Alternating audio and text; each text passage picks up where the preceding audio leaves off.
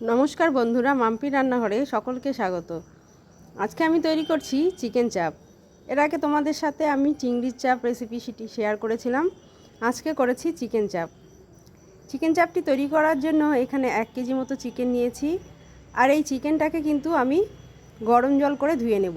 এর জন্য লাগছে পেঁয়াজ কুচি, মশলার জন্য নিয়েছি স্বাদমতো লবণ, জিরে গুঁড়ো, ধনে গুঁড়ো, কাশ্মীরি লাল লঙ্কার গুঁড়ো আর সামান্য চিনি। এখানে নিয়েছি আদা রসুনের পেস্ট, একটা টমেটো কুচি করে নিয়েছি আর 5টে কাঁচা লঙ্কা নিয়েছি। মাংসটি ধোয়ার জন্য ওভেন জ্বালিয়ে গরম জল বসিয়ে দিয়েছি। জলটি উষ্ণ গরম হয়ে গিয়েছে। এবারে আমি এই জলটি দিয়ে খুব ভালো করে মাংসটিকে ধুয়ে নিব। তোমরা চিকেন কে কীভাবে ধোও কমেন্টে জানিও। দেখো, আমি চিকেনটাকে কিন্তু খুব ভালো করে কষলে ধুয়ে নিচ্ছি। খাসির মাংস যেমন হালকা করে ধুলেই হয়, কিন্তু চিকেনটাকে কিন্তু খুব ভালো করে পরিষ্কার করে ধুয়ে নিতে হয়। দেখো, আমার প্রায় ধোয়া হয়ে গেছে। এবারে জলটাকে সম্পূর্ণ ঝরিয়ে নেব। ওভেন জ্বালিয়ে কড়াই বসিয়ে দিয়েছি।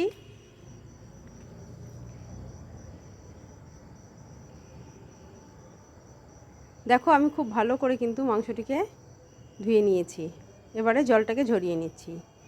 কড়াইটি গরম হয়ে গিয়েছে। এবারে আমি তেল দিয়ে দিচ্ছি। তেলটি আমি একবারেই দিচ্ছি। পরিমাণ বুঝে তোমরাও একবারেই দেবার চেষ্টা করো।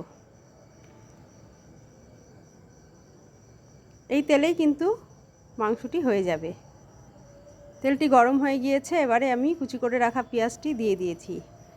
পেঁয়াজগুলিকে একটু নেড়ে চেড়ে হালকা লাল লাল করে ভেজে নিয়ে তারপরে দিয়ে দেব টমেটো আর কাঁচা লঙ্কা। দেখো, পেঁয়াজটি প্রায় হালকা লাল লাল করে ভাজা হয়ে এসেছে। এবারে আমি এতে দিয়ে দিব টমেটো কুচি আর কাঁচা লঙ্কা কুচি। এগুলো দিয়েও একটু নাড়াচাড়া করে তারপরে ধুয়ে রাখা মাংসগুলো আমি এর মধ্যে দিয়ে দিব। দিয়ে চিকেনটাকে একটু নাড়াচাড়া করে একটু ভেজে নেব। এই চিকেন চাপটি তৈরি করার জন্য আরও একটি মশলা রাখছে, সেটি আমি চিকেনটি বসিয়ে দিয়ে তারপরে রেডি করে নেব। দেখো, পেঁয়াজ, টমেটো, কাঁচা লঙ্কা এগুলো একটু ভাজা ভাজা হতে আমি চিকেনগুলো দিয়ে দিচ্ছি। চিকেনগুলো দিয়ে একটু নেড়ে চেড়ে তারপরে আমি আদা রসুনের পেস্ট আর বাটিতে তৈরি করে রাখা মশলাটি তাতে জল দিয়ে গুলে দিয়ে দিব।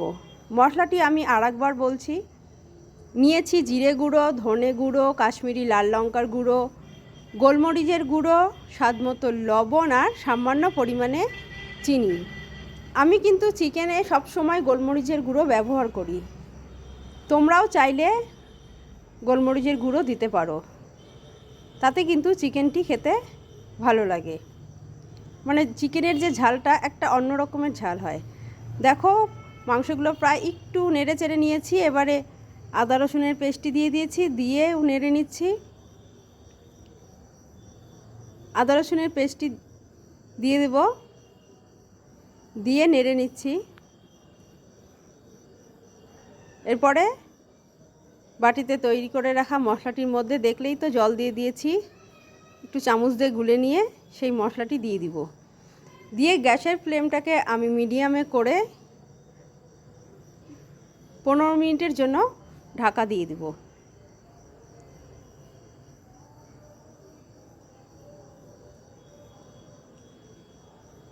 দেখো, খুব ভালো করে মশলাটিকে মিশিয়ে নিচ্ছি মাংসের সাথে। মিশিয়ে নিয়ে আর অল্প পরিমাণে জল দিয়ে দিয়েছি।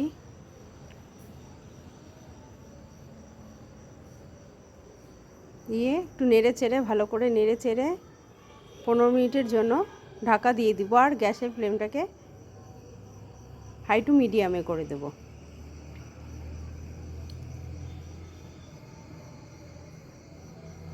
আর এই চিকেন চাপটি তৈরি করার জন্য আরও একটি যে মশলা লাগছে, এবারে আমি সেই মশলাটি কিন্তু রেডি করে নেব।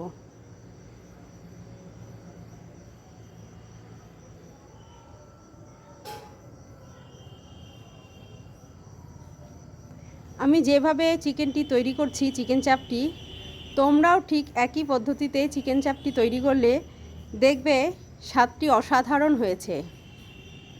15 মিনিট পরে ঢাকাটি তুলে আমি একটু নেড়ে নিচ্ছি। খুব ভালো করে নেড়ে নিচ্ছি। নেড়ে চেড়ে আবারও আমি ঢাকা দিব 10 মিনিটের জন্য। এই মশলাটা প্রায় কষে এলে